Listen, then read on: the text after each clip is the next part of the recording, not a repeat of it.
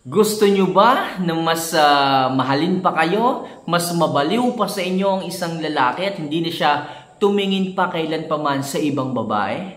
Well, itong mga kamamayang ating pag-uusapan ngayon, mga bagay na kailangan mo pang itaas, i-improve para sa ganon, mas lalo kang kabaliwan ng isang lalaki. So mga kamamay, kung gusto mo yung ganitong klase ng topic, huwag mo sanang kalimutan na pindutin ang subscribe button, notification bell, and syempre i-like mo na rin yung video ito kasi laki ng tulong ng like button kapag inilike niyo po ito kasi mas marami pa tayong subscribers and viewers na maaaring matulungan pagdating sa kanilang buhay pag-ibig. Kung napindot mo na yan, kamamay, maraming salamat sa iyo at simulan na natin ang ating topic ngayong araw na to. So ano nga ba yung mga bagay na kailangan mong itaas, i-improve, at mas pursigihin pang gawin para sa ganon, mas kabaliwang ka pa ng isang lalaki? So number 1, yung pagiging malinis at mabango mo pagdating sa isang lalaki. Yung pag-aalaga mo ng sarili mong self-hygiene. Talagang hinahanap yan at kababaliwang ka dito ng isang lalaki kapag mas iniangat, itinaas mo pa ang antas ng kalinisan at kabanguhan mo sa iyong sarili. Okay? Unang-una po kasi yung napapansin ng isang lalaki, kahit kayo po ay babago pa lang magkakilala, kahit yan ay jowa nyo pa, at kung kayo man is mag-asawa na, kailangan panatilihin nyo pa rin yung inyong kalinisan at kabanguhan sapagkat mas gusto po ng isang lalaki na ang kanilang mga partner ay mabango at malinis. Di ba mga kamamay?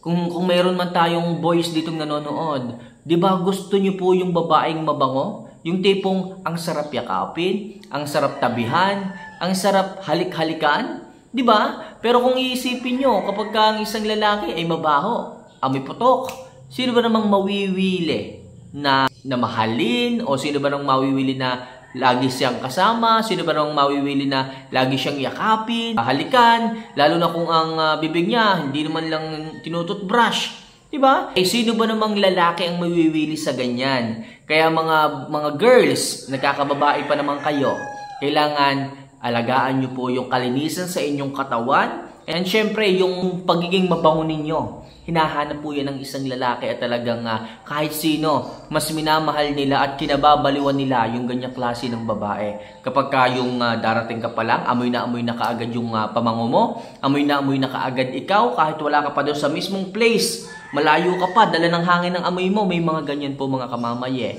Ganyan ang gusto naming mga lalaki. Talagang nagkakaroon ng tatak sa ilong ang inyong amoy. Nagkakaroon ng trademark, ika nga, ang inyong presence. Kaya mga kamamay, kung gusto nyo na mas kabaliwan kayo ng isang lalaki, make sure malinis kayo sa katawan and make sure na mabango kayo pagdating sa isang lalaki.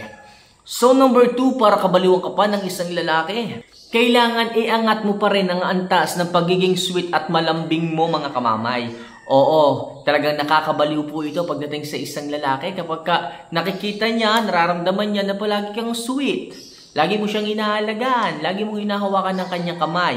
Pinaparamdam mo yung pagmamahal mo sa kanya, hinahalakan mo siya, niyayakap mo siya palagi. Gusto po namin yan mga kamamay, hindi lang namin masabi sa inyo ng harap-harapan, pero deep inside, yung puso namin tuwang-tuwa kapag hinahalikan nyo kami, kapag niyayakap nyo kami, kapag hindi kayo nahihiya na kasama kami in public, kapag hindi kayo nahihiya na ipinakikilala nyo kami sa inyong kaibigan, sa inyong mga magulang.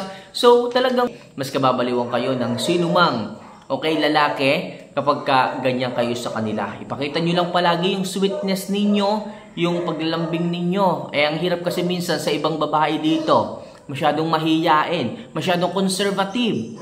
Okay? Pagiging sweet na nga lamang, pagpapakita na nga lamang ng pagmamahal sa kanilang jowa, sa kanilang asawa, kinatatamaran pa, kinahihiyaan pa.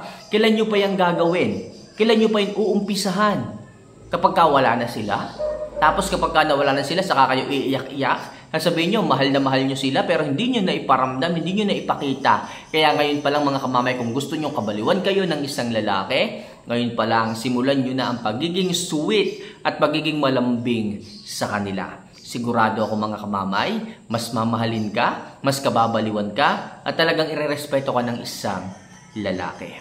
So number 3, para mas tumaas pa ang pagkabaliw ng isang lalaki sa iyo, iangat mo pa ang sex appeal sa sarili mo.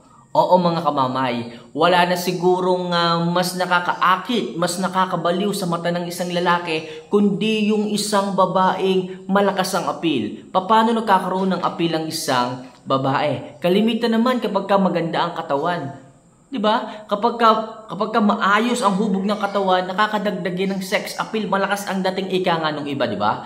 Hindi ka naman maganda pero ang taas at ang lakas lang ng sex appeal mo. So anong ibig sabihin nun? Wala sa itsura ang sex appeal, nasa katawan, nasa dating ng tao. Diba? Kung maganda ang balakang mo, maganda ang hulihan mo, maganda rin ang hinaharap mo, at syempre maganda rin ang shape ng katawan mo, sa madaling sabi, malakas ang appeal mo sa isang lalaki. Kaya mga kamama, yung appeal, madali siyang makuha, kaya siyang i-achieve. Papaano? Syempre mag-workout kayo, huwag tatamad-tamad. Yung iba kasi dito, gusto ng malakas ang appeal pero ang tamad-tamad naman. Ang gusto lagi, lumamon lang ng lumamon.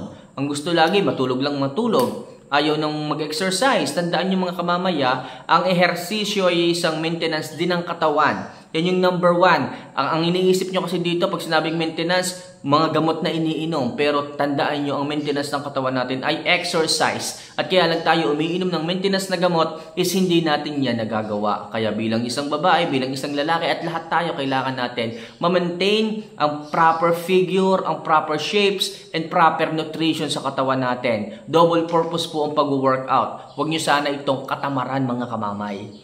Magiging masarap na kayo, magiging healthy pa kayo, kaya simulan nyo na po ang mag-workout, ang mag-exercise, ang mag-gym para sa ganon, mas lumakas pa ang appeal ninyo pagdating sa isang lalaki. Sigurado ako mga kamamay, talagang kababaliwan ka, talagang kaaakitan ka, talagang mas mamahalin ka. Tingnan nyo mga kamamay, kaya yung ibang mga partner ninyo tumitingin pa sa iba. Kasi bakit? Makikita nyo, hanap nila sexy, hinahanap nila yung masarap.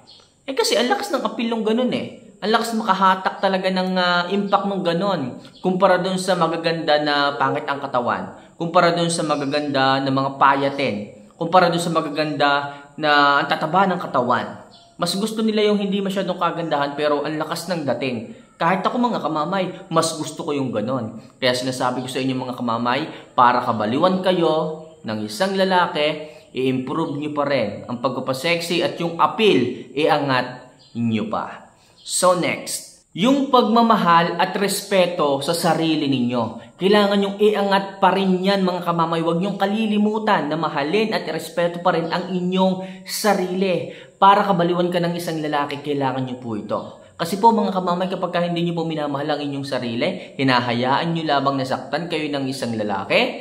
Hinahayaan nyo lang palagi kayong niloloko ng isang lalaki. Hinahayaan nyo lang na palagi kayong binibigay ng problema ng isang lalaki. Sigurado ako mga kamamay, hindi po kayo kayang respeto ng isang lalaki. Hindi po kayo kababaliwan ng isang lalaki kapag ganyan. Kasi nawawala po ang respeto Kasi hinahayaan nyo lamang.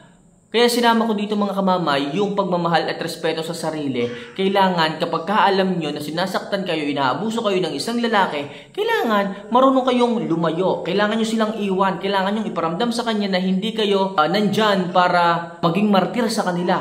Ipakita, iparamdam nyo sa kanila na pagmamahal ang hanap ninyo, respeto. Okay, para sa inyo ang hinahanap ninyo. Hindi yung pananakit, panloloko, pambababae nila. Diba? Kailangan irespeto nyo yung inyong sarili para kabaliwan, para ma-addict at tumaas ang inyong value pagdating sa isang lalaki. Kailangan, kung alam po ninyo na mahalin ang inyong sarili sa paraang kapag sinasaktan kayo, handa kayong iwan, handa kayong lumayo, makikita ng isang lalaki na kailangan niyang magpreno sa mga bagay na ginagawa niya para hindi ka masaktan, para maiwasan na lumayo ka at iwanan mo siya. Sigurado ako, kababaliw ka ng isang lalaki kapag marunong kang magmahal ng sarili mo at marunong kang irespeto ito.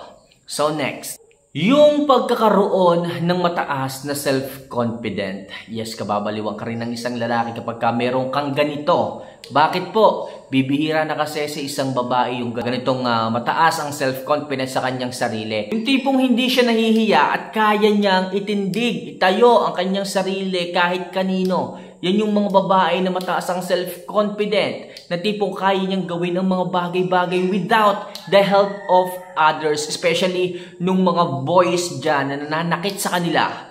Kaya mga kamamay, kailangan nyo talagang itaas ang self-confidence sa inyong sarili para hangaan kabaliwan at talagang piliin kayo, hanapin kayo ng isang lalaki kasi bibihira na po yan eh. Kasi karamihan ng mga babae ngayon, nawawala na po yung confident na yan. Karamihan ngayon ng mga babae, mahiyain, mahina, hindi pa nasusubukan ng ibang mga bagay, sumusuko na kaagad.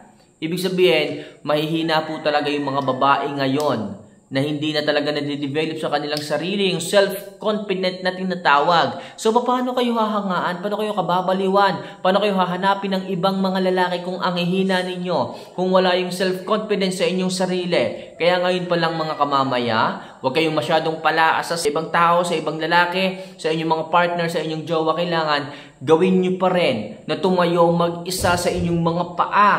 Kung wala kayong trabaho, kailangan maghanap kayo ng sideline. Kailangan maging high value kayo sa madaling sabi mga kamamay. Para sa ganon, mas mataas na lalaki, mas mataas na standard ng lalaki ang makuha nyo. Okay, payo lang yan mga kamamaya. Kailangan magkaroon kayo ng self-confident para po kabaliwan at kaadikan kayo ng isang lalaki. So, paano mga kamamay? Ilan lang yan sa mga bagay na kailangan nyong gawin para sa ganon, mas kabaliwan pa kayo ng isang lalaki pagdating sa inyong relasyon. So, ulitin ko, sa mga gusto pa po at interesado at nagugustuhan nyo yung aking mga video ginagawa, huwag nyo sanang kalimutan na pindutin ang subscribe button, notification bell, and i-like mo na rin ang video ito for more video and love updates na para sa iyo. So, paano mga kamamay? See you for our next vlog. Paalam.